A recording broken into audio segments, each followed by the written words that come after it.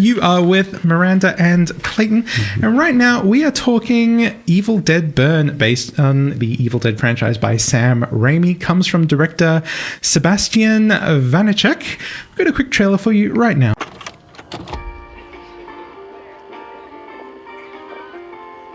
All right, you ready?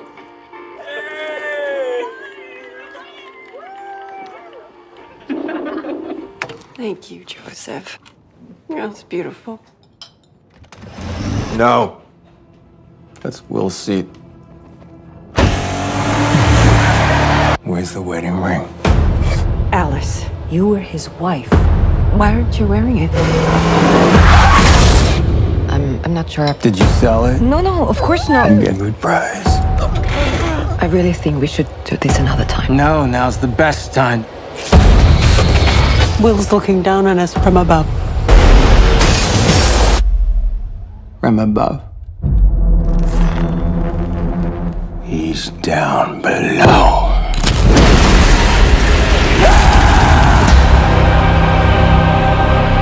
William, my sweet boy. I would give anything for us to be together again. My grandfather believed the devil would return if anyone read from the Book of the Dead. Cool down.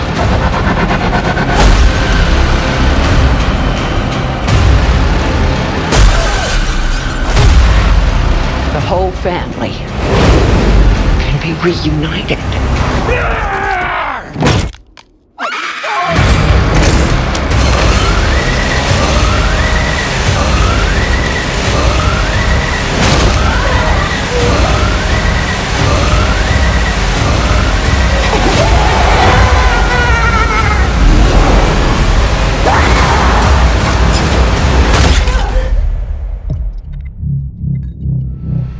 Cheers to your perfect family.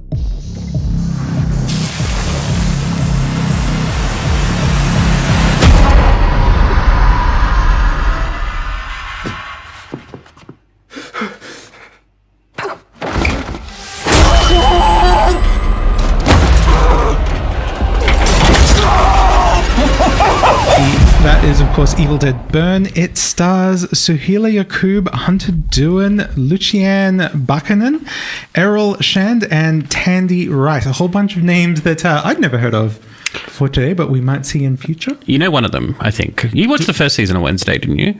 Yes, but I don't think I particularly enjoyed it all that much. Yeah, no, I know. But Hunter Doohan, he is one of the love interests in the first season and one of the villains in the second season.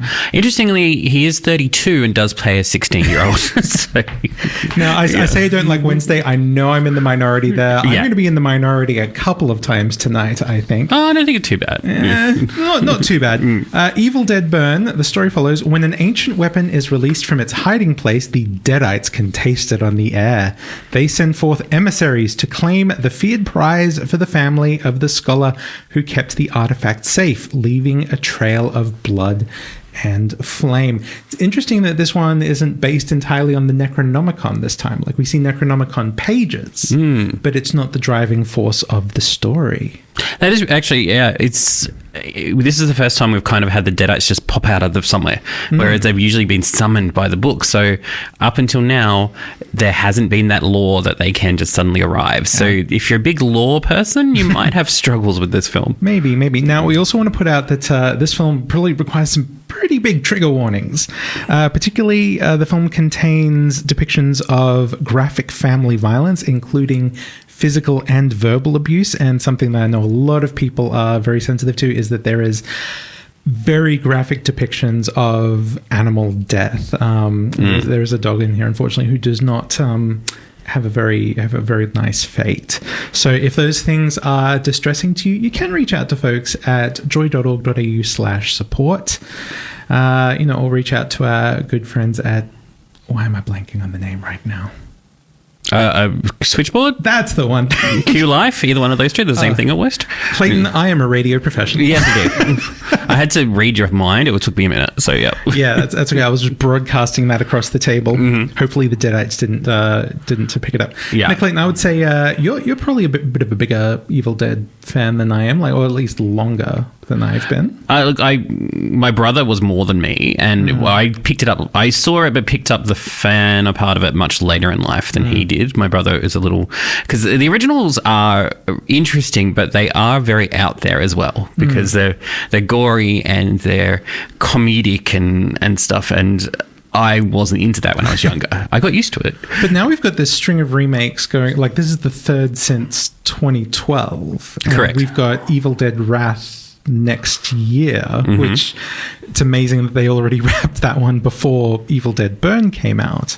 But this latest string seems to be Sam Raimi picks a new director, brings them along and says like, hey, you can play in my yard, and seems to give them a lot of creative freedom. Yeah. And I would say he's definitely given Sebastian Vanacek a lot of room to play here, and he's taken full advantage of that. I know. What do you think of what he's produced? This is a film where I really enjoyed it, but there are parts of it where I was like, we probably can just get over this and skip this part. That'd be great. Because the story does linger a little too long on things I didn't really care about, to be honest. Yeah. I really like what my partner said as we were watching. She called it aggressively French, which if you've watched any other French horror productions, very, very accurate. Of course, Sebastian Vanacek himself is French. You might have seen his other film Infested, which was about a building full of spiders. Very, very big spiders. Very, very big spiders. And I love that film. Very, very aggressive spiders. So I know that I really like that film.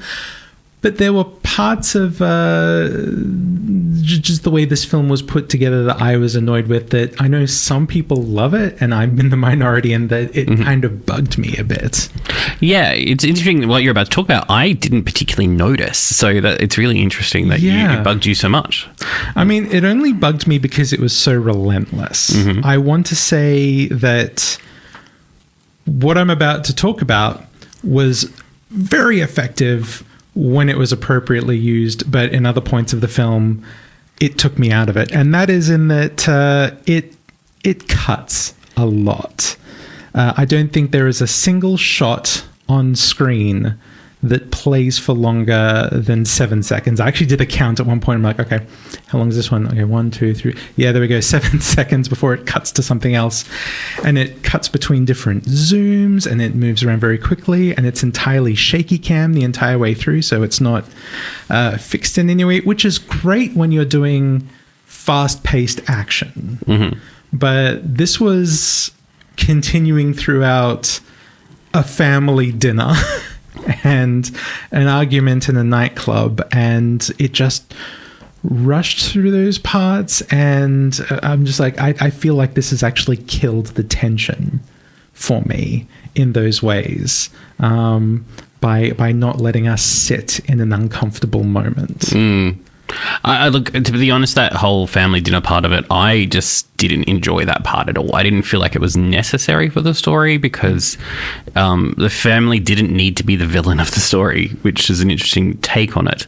I mean, I liked them as the villain of the story, oddly enough. Okay. I like feeling that you could... This was a story in which the Deadites weren't so much taking over hosts as rather hateful people were giving themselves over to the Deadites. And that was I thought that was really interesting, and I thought that's where I enjoyed that emotional build-up from the characters, and that's why I wished that there would be like a longer still on that family, so we can really just sit with them and marinate in their hatred of this poor girl who's married into their family, into an abusive husband that they're excusing after his death. And indeed, there's still an abusive person sitting at the table. So, oh yeah, yeah. So there's that, and that's where the warning comes from, because there is a lot of family violence and generational family violence in this film. So, and I guess we both didn't like the same scene for different reasons. So, once it gets to the action, though, I was down. Once it got to the action, it was really, really good. There were like a lot of very visceral scenes in there. I don't think it got nearly enough burning until the end, though, and then it was burning everywhere. Yeah, look, burn is a bit of a stretch for a title, although it does start with fire, I suppose. And it actually starts with a not cold opening, but a separate opening, so almost, which does lead into the story. But we do have this 5-minute scene of the Deadites attacking random people, and that was actually a really good way to start. See, I didn't like that start. Again, like it threw a sort of... It's funny because they were fishing into the deep end. But it's just this random thing. 2 guys fishing. Suddenly Deadites come out for no reason at all. There is reason. There is reason, but they don't... It's just very suddenly... We have no sense of these 2 characters that are dragged in. It's just 2 random people who are violently attacked, and I don't know. Like I felt like the start was very messy, and it wasn't until we got to know the characters that I really started to enjoy it. Despite all of these problems, though, I want to say I did very much enjoy these films. The parts that were really good were really good. Those characters, I think if I didn't have that, I would have been really annoyed with the film for the first half hour, because I didn't enjoy that part of it after that, between that and when the action kind of drops. And there's just some weird moments. It's weird comedy. I really, really dislike using dementia as a comedy trope. And that's very heavy in this film, with one of the characters. And whilst it's not a bad character, having her dementia used as the punchline, I was really annoyed by in the film. Yeah. And that's what a lot of that first part of the film was as well. I mean, it does kind of fit Evil Dead, though, because it is a very mean-spirited franchise. Yeah. Even though I'm not saying it's acceptable in any way, shape, or form, but it does fit the franchise. It does, but that franchise, it doesn't fit with the people of the franchise. It fits with the monsters of the franchise. So it would have been slightly different from that angle, but because it was coming from the people, or even just the character, and it was before the Deadites had even arrived. I mean, like, is it a thing that, because, these are demonstrated to be horrible people to begin with, even before they become Deadites? Yeah, it's true, but the jokes are not from the family, though. They're from the filmmakers.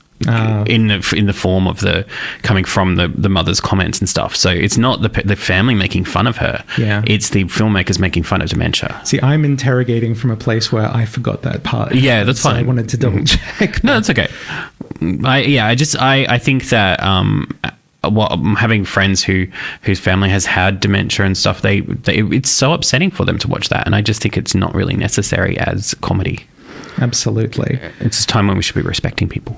Definitely. I know it sounds like you and I have a different perspective on the pacing of horror movies, because I think a horror movie should start slow and really sink you into it. It depends on the horror film. Like, sometimes, yes. Like, I saw Leviticus this week, and that does have a fairly slow start, although it does have that cold or heavy opening to start with. But then it does slight slow, and I think that worked perfectly. So it really does depend. I think it's just that this franchise is always super high octane. Things kick off pretty fast, but we sat for a good half hour with not a lot happening. So I think that was my problem. What I think was interesting about this one is that they didn't try to beat their previous record of, okay, like, how big a tank of fake blood can we spray? Yes, no, they did not. No, because the blood was burnt up. Look, it is the least of my favorite of the franchise, of entirety of the franchise. Having said that, I still think it was a really good film. So as far as, it's not your favorite Evil Dead, but an Evil Dead film is still pretty solid entertainment. Absolutely. And I feel like it doesn't diminish as much in quality as a lot of franchises do as they go along. I think it's fairly more solid. And we do have Evil Dead Wrath coming out next year. It's really interesting because, again, this one didn't draw on the Necronomicon. There's been hints of a Necronomicon trilogy that's supposed to be in this this new run. We don't know whether the next one's going to be part of that one because it's a prequel set in the 70s. Yeah, so it'd be interesting to see how that goes. I was just thinking, actually VHS Necronomicon would be a great crossover too. Yeah, absolutely. I don't think Sam Raimi would be above that. No. Yeah. I mean, I think he appeared in Creepshow once as well with the Necronomicon. Yeah, I think he'd be down for it. Absolutely. Was it Tales from the Crypt? One of the there's an episode of Creepshow TV series which is basically the Necronomicon on TV. Absolutely. Yeah.